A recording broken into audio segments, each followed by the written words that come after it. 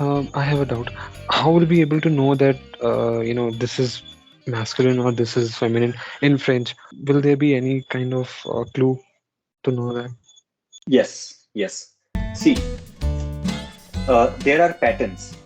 I will be having separate lecture for gender patterns. Okay. Okay, in which what happens is the gender,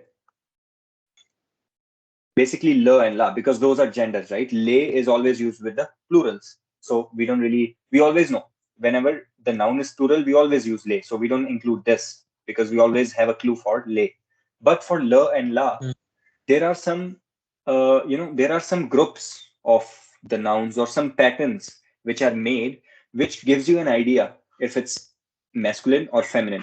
I will have a specific lecture for gender patterns by which you will know what are actually those patterns. So for le, we will have anything ending with ment, anything ending with ent, okay, anything ending with ONT, or anything ending with AGE, those will mostly will be L.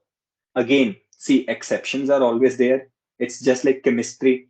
You don't have to worry about those exceptions. Most of the cases, you won't even need to use those exceptions. Okay. These are not all the patterns, but I'm just giving you an example of those patterns. Anything ending with these would have L, which means they will be masculine. Anything ending with SON, or ON, E, this one, E. In French, we also have this, and we also have anything ending with ION, LLE will be feminine. We have a lot of patterns like this, which will be feminine. Okay, but still, Okay. apart apart from patterns, there will still be some nouns which you'll just have to memorize. Why? Because I would say patterns covers like 60 something percent, 60 to 70 something percent of the words, but there are still other 30 to 40% which you will just have to memorize. And by the time you keep on studying French, you keep on reading stuff, you keep on listening stuff, you acquire that knowledge.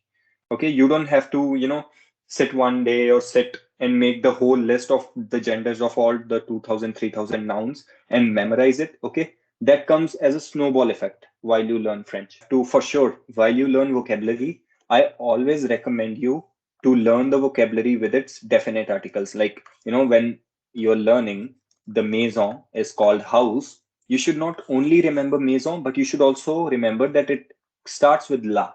So la maison, the house. Okay. That's how you will not only be able to remember the vocabulary, but you will also be able to remember its articles, whether it's like masculine or feminine. You will also be able to remember its genders. Okay. So that will be the main point that I would like to make while learning the vocabulary. And this is how you will basically create a snowball effect of all the learning you do. Okay. Because that's very important. See, in 1 year, when you're going, there are some things which you will be learning actively, that you will have to actually learn that concept.